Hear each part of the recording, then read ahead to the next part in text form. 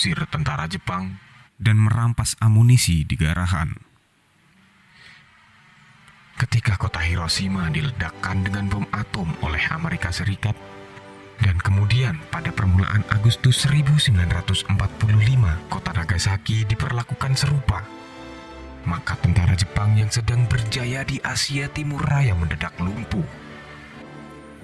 Di Indonesia, pada tanggal 14 Agustus 1945, Jepang menyatakan menyerah tanpa syarat, dan bangsa Indonesia kemudian menyatakan kemerdekaannya pada tanggal 17 Agustus 1945. Meski sudah menyerah, banyak tentara Jepang di berbagai daerah yang masih bertahan. Disinilah kemudian terjadi pertempuran lokal antara para pejuang nasional dan tentara Jepang. Di Kresidenan Besuki misalnya, tentara Jepang kala itu tidak mau menyerah begitu saja. Mereka tetap bertahan di markas Garahan Jember. Menghadapi sikap tentara Jepang yang tetap bertahan dan tidak mau menyerah itu, beberapa kekuatan rakyat menyusun strategi untuk mengusirnya dengan paksa. Sementara itu, beberapa tokoh masyarakat Kresidenan Besuki mengadakan rapat kilat, menunjuk wakil mereka untuk berunding dengan pihak tentara Jepang agar secepatnya meninggalkan Garahan. Rapat menyetujui 4 orang perwakilan. Pertama, Presiden Bondowoso Surjadi. Yang kedua, Kiai Asad Syamsul Arifin Situbondo. Yang ketiga, Kiai Dovir. Dan yang keempat, Kiai Munir. Keduanya dari Jember.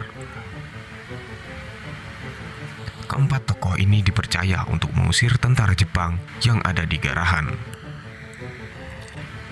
Sebelum Kiai Asad melanjutkan perjalanan ke Garahan, beliau mampir dulu ke Sumber Waringin Jember, memberitahu Kiai Umar bahwa ia mendapatkan tugas mewakili masyarakat Besuki, terutama dari kalangan Islam, untuk mengusir tentara Jepang yang masih bertahan di Garahan.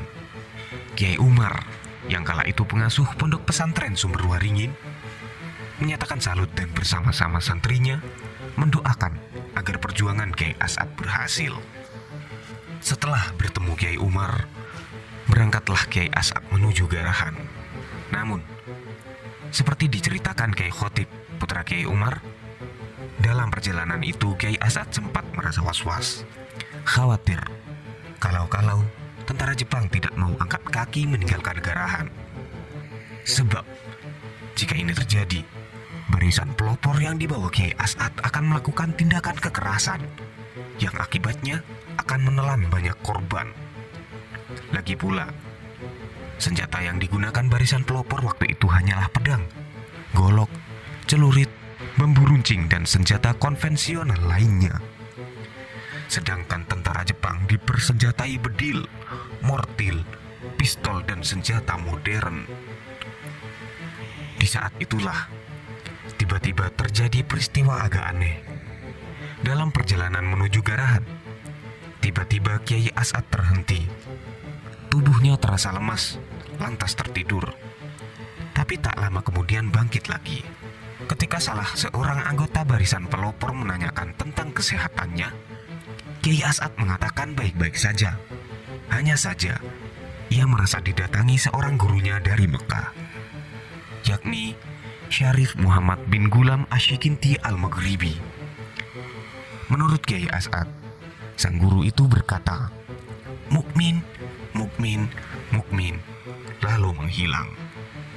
Kejadian itu ternyata cukup berarti bagi Kiai Asad. Keraguan-raguan yang dipikirkan tadi mendadak sirna. Dengan membaca Ya Mukminu, Kiai Asad yakin perjuangannya akan berhasil.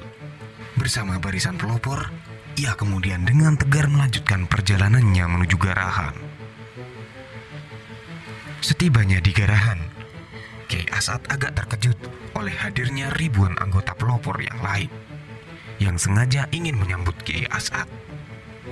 Dengan pedang terhunus, mereka tampak siap mematahkan tentara Jepang jika tidak mau hengkang dari Garahan.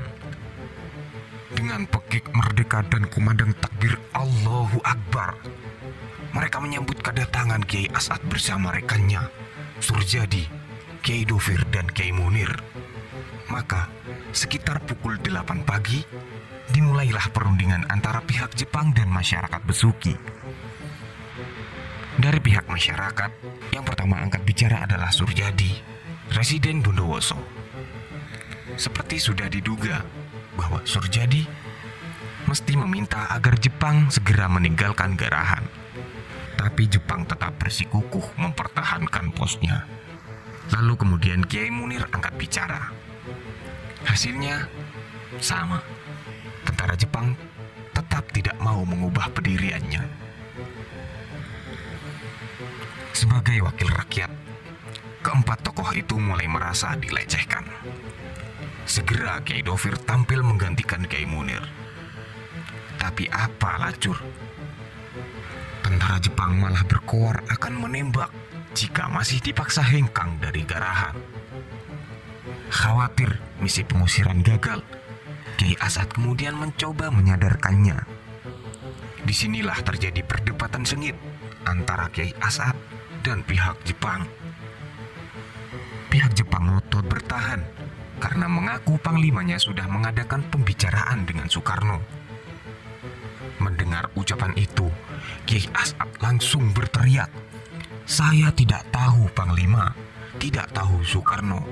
Negeri ini milik bangsa Indonesia, bukan milik Jepang dan bukan milik Soekarno.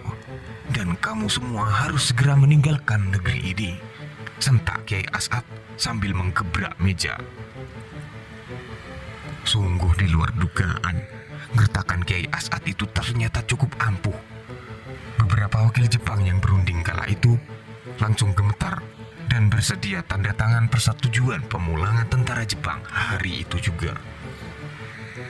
Setelah penandatanganan pemulangan, barisan pelopor segera melucuti senjata tentara Jepang.